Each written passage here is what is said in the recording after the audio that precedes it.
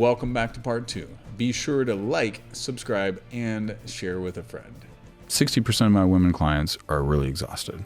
And their life patterns looks a little bit more like masculine. They're burning out, they're grinding instead of receiving and flow.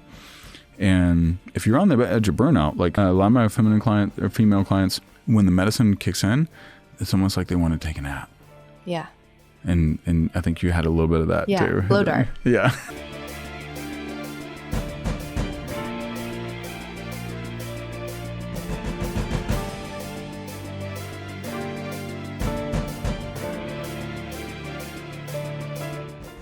I guess when it comes to like a depression that deep and like a wound that deep that you try to take your own life like several times, and then you see this medicine or this drug that works, right? When we're seeing it in trials, it works. And I've now experienced it and it works. And it's one dose. It was one dose. Yeah. Like my biggest thing is I have like a mild headache and my jaw hurts. Yeah. That's it. Yeah. Right. And I sweat a little bit. That's it.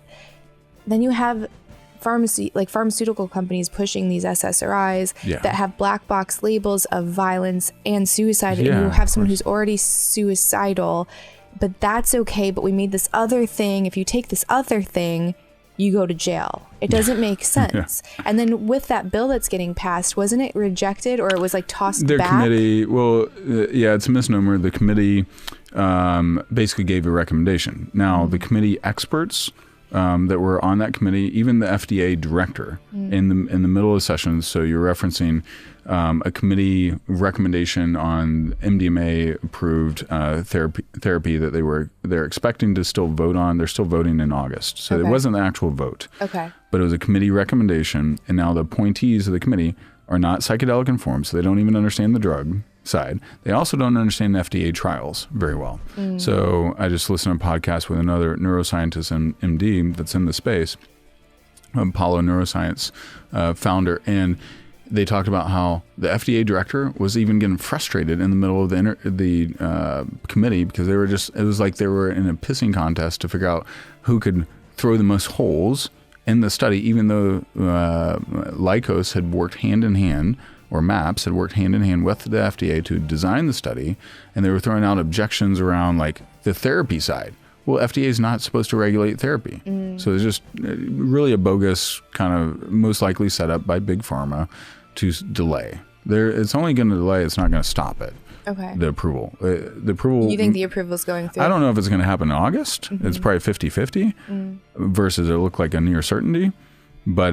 And so it's a headline grabber. So now everyone's like, all these, scary things, it's not safe. And it's like, but these big pharma drugs, like I had a girlfriend in after college who's walked home on her roommate who was on a SSRI and shot herself in the brain. Whoa. Done. Right. So that stuff happens all the time. Your odds of getting committed suicide are just as high on SSRIs, typically, on most of them. I'm not a scientist, but I've seen data around that. They can help in certain cases, but you don't want to be on them long term. And most of the time, like I have clients that have been on like Lexapro for 15 years. And why? Like that's not a solution. That's a Band-Aid. So do you think when people see that headline, do you feel the general consciousness is like that's bullshit, or do you think that there's still a lot of hesitation and like I think people that don't really understand it no, it's total, or the people that don't understand it will be like, oh, I guess it's not going to pass, I guess it's but people that are really in the know, the neuroscientists, the therapists, the organizations I'm aware of, the leaders, all the biohackers also too, the people that have experienced it, they know it's BS, and it's ultimately going to get passed. Even the FDA director, they are funded by Big Pharma because all the trials goes to FDA, right? They have to pay the FDA millions of dollars for all these trials, but the evidence is overwhelming. It's the greatest breakthrough. Psilocybin and MDMA are the greatest breakthroughs that we have in mental health, and Veterans Administration is desperate. 22 veterans a day commit suicide. Well, this I think it's 70% of veterans that were in the study. If I remember correctly, about 70% they had been labeled treatment-resistant depression and treatment-resistant PTSD, meaning the other stuff wasn't working. And so MAPS, if I remember correctly, chose the most difficult participants to participate. And 70% of them got full remission. So like went from no hope, you're stuck, you just have to manage and cope with your symptoms the rest of your life, this is all we got, to you're fully cured based a year later, still no symptoms of depression or PTSD. So, and I see that with my wife, I see that with most of my clients. Essentially all my clients, we will get them to the desired outcome if they stick with the process. Sometimes it's one session, sometimes it's 2 or 3. Did you see that headline? It was in Canada where it was a veteran that was having mental health issues, and he went in trying to get mushrooms like psilocybin, and it's legal up there. Yeah. And they wouldn't give him that, but they offered him MAID. Yeah. Yeah. I heard your interview with the person that was Kelsey. Yeah, Kelsey.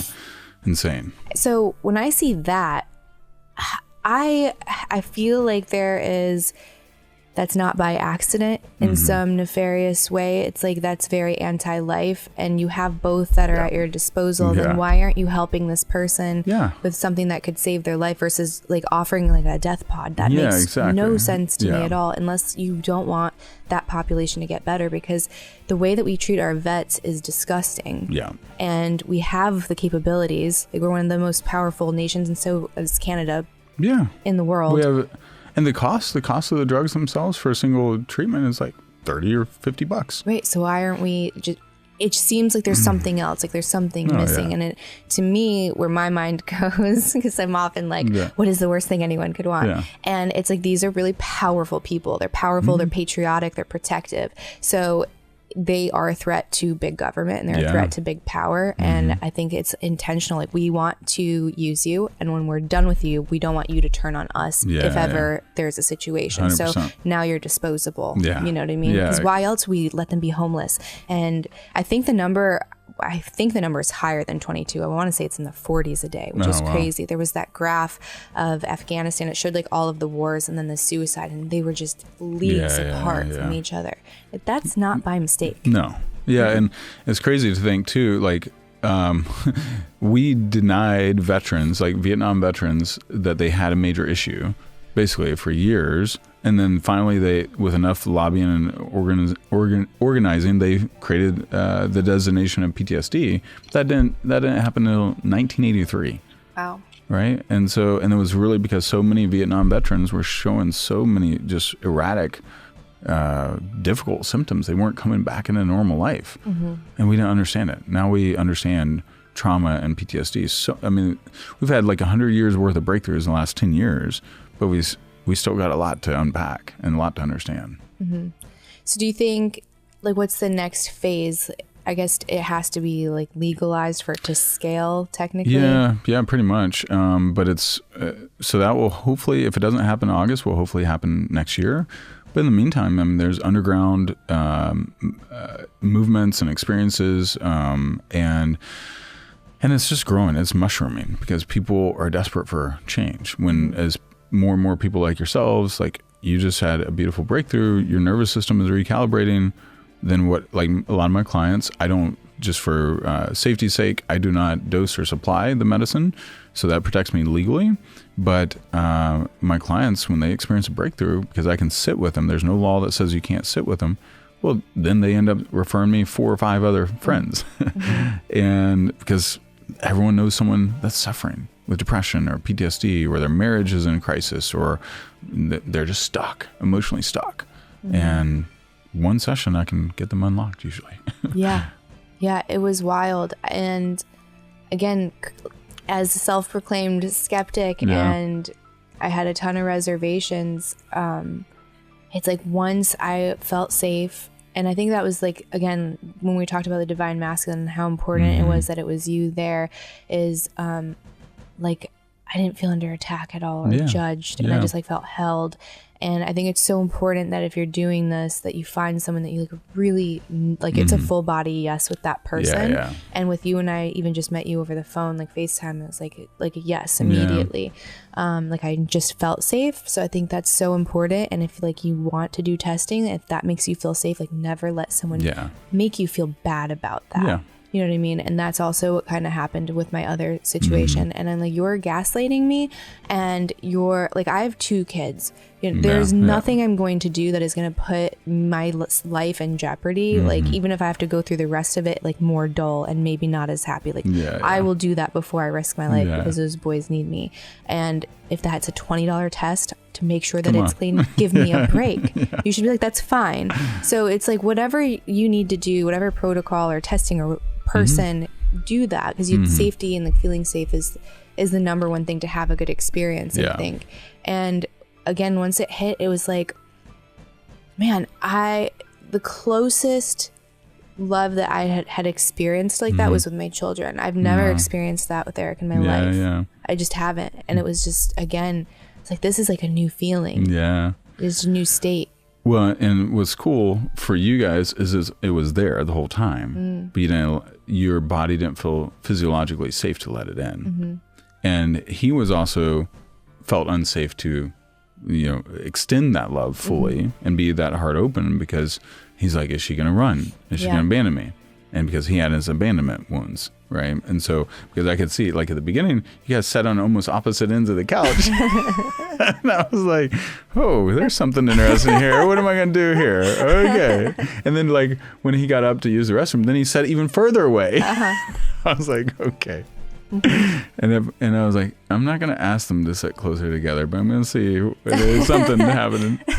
And then after that, you guys were just all over each other. And the affection, like, because he felt, you literally see him feel so much safer with also loving you and extending his love, because he's like, I'm not going to be abandoned. And for his attachment style, if he feels unsafe, then he's going to withdraw. And then if you don't feel safe, you're not going to invite him in. And you got to control things. You got to be in your masculine, which is not a great feeling, and you get tired. So many women are in their masculine and they just are effing tired. Probably 60% of my women clients are really exhausted, and they're also, their life patterns looks a little bit more like masculine. They're burning out, they're grinding instead of receiving and flow. And if you're on the edge of burnout, like a lot of my female clients, when the medicine kicks in, it's almost like they want to take a nap. And I think you had a little bit of that too. Blow dart. Just a blow dart. And I'm like, again, how is this an upper? That's not my experience. And it's like, is there just so much happening that I need to work on that I that's not available to me? Or I don't know. Well, so if I look at the communication channels, so it's like heart, body, mind, and spirit. Well, we open up your body to connect. And your heart to connect a lot more, because you've been so in your mind, and Eric's so in his mind too, which is predominantly Western culture. We're like, get in your head. We're in our head all the time, but get in your head and you're dead. And so then your body finally had a chance to speak and basically say, I'm tired. And I need to surrender in, and I need to let go. And you were out, and you even kind of wrestled with it throughout the evening, of like your conscious mind was trying to control again. And we had to invite you back into your body and back into your body. But that just means your life patterns are leading to burnout. And you can you were probably on a masculine train track in how you were working, or you just went through, maybe it's sometimes, I don't know, do you feel like you've just never had a period to regroup and restore your energy after children, work, family life, whatever? Yeah, I feel like I've always guilted myself. Even when I took some time off work, I'd never, even though I wasn't working, I was berating myself for not working. So it wasn't the same as recuperating 100%. Or being still or present. Yeah, so it's not real time off. Right. Yeah. So I read a book, Powerful Engagement, and it's from sports psychologists, and they talked about a lot about the 4 energy quadrants: emotional, mental, physical, and spiritual. Foundation of it is physical, and they talked about Olympic athletes, and they coach a lot of like pro tennis players and Olympic athletes, pro athletes, corporate execs, and they talk about how we exert really well, but it's two rhythms: exert and then renew, exert and renew. But in American culture, it's like exert, and then how do I exert more? How do I get more done in less time? How do I work harder, longer, faster? Instead of, I need to restore. But if you look at Tom Brady, why didn't he play until he's 44 and win a Super Bowl in his 40s? He had such a deep renewal pattern. LeBron James, how many hours of sleep does he take a day? 10 hours, 8 to 10 hours usually. He has such a deep restoration plan. But us in Western culture, it's just all exertion. And so like for you, and like what I do with a lot of my clients, then we're going to work on recalibrating the energy. And then usually 2 to 4 weeks, I have one client, she just got a massive breakthrough in her career. We did our first session end of April. She almost fell asleep in the first 30 minutes. Like, you didn't pay me all this money and fly me to Washington, D.C. to fall asleep. I was like, what am I going to do? And that's the first time I had a client like basically falling asleep on me right as the medicine was kicking in. I was like, crap. And she's 42, very successful. And I was like, all right, let's go outside in the sun. And then I was like, her name's Yaz. I was like, Yaz, you're really exhausted, aren't you? And you've been running. And she's like, yeah, I've been just running. And she was on the edge of a nervous breakdown. Wow. And then I had her recalibrate afterwards. I was like, now you got to start listening to your body, because your body is telling you. She also has autoimmune disease and other things. I was like, we've got to recalibrate you.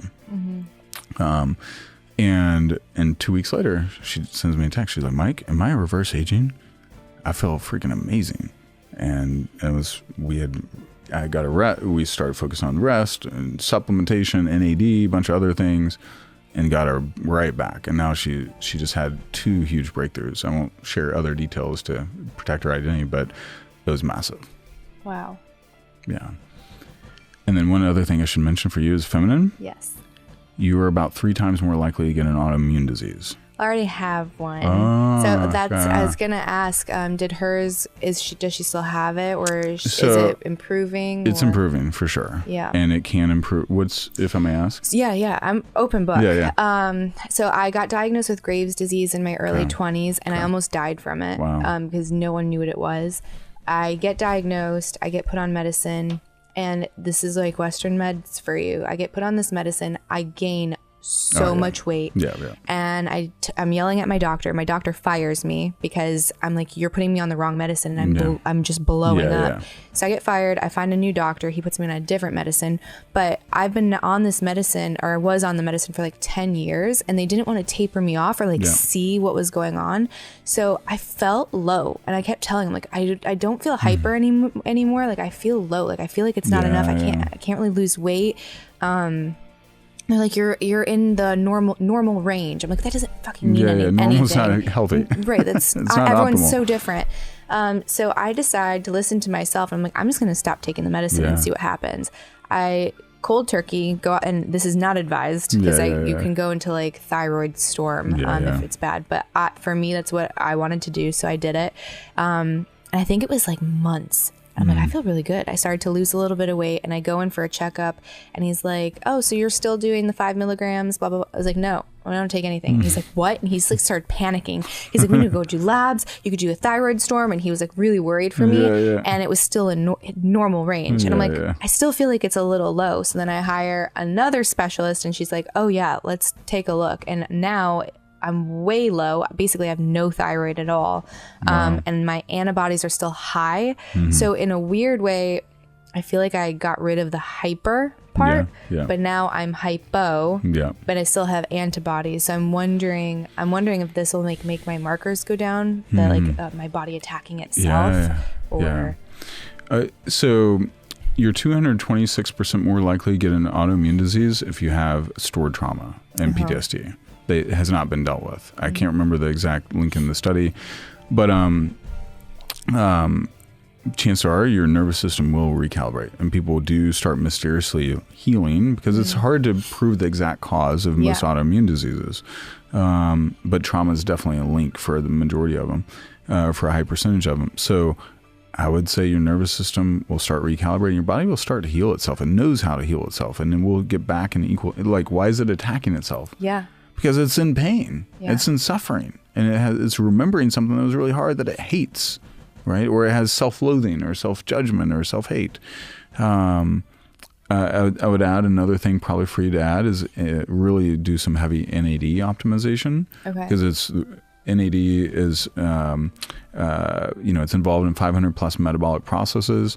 Almost everything our body does, all cellular processes almost use NAD. And as we age, we naturally get depleted. But if you've already been through some autoimmune and you're suffering from any level of fatigue, you probably have an NAD deficiency. So do you like taking NAD at a specific time of day or with or without meals? I take it twice a day in the morning and then mid-afternoon. Okay. And you don't want, I do the powder, and it's an NMN blend with it's from Genfinity, but that blend is really, really effective. It's probably the most effective one on the market. IV drips help on the plasma level, but not on the inside of the cellular nuclei. And the nuclei is more important for aging and disease prevention. Oh, wow. I would have guessed the opposite because of just the price. And I'm one of those suckers. I'm like, if it's more expensive, that's definitely the better thing. And I did the IV I guess 2 years ago, and it was like an elephant on my chest. It was intense. Really hard to get through. Yeah, I had an IV clinic, and that's part of I discovered it because it was really powerful for addiction, but also for depression. And so NAD is? Yeah. Oh, wow. So like if you think your brain is 3% of your body weight, but uses 25 to 30% of your body's energy, well, NAD is the primary fuel source for your all cellular activity. So if you're deficient in NAD, naturally your brain is not going to be functioning right. You're going to have brain fog, you're going to feel tired, you're also going to be more likely to get Parkinson's as you age, all those things. Well, if you boost like my NAD levels now are the equivalent of a healthy 12-year-old. Jeez. And so it feels great. And I've played more basketball than I did in my 30s. I'm 45 and I feel younger. I'm sharp. I can go all day. I don't get tired. I used to get tired at 5 or 6 o'clock at night. I wasn't tired at midnight last night. And I feel good. Yeah. Yeah. Thank you for watching part 2, and be sure to like and subscribe for part 3 that's coming out.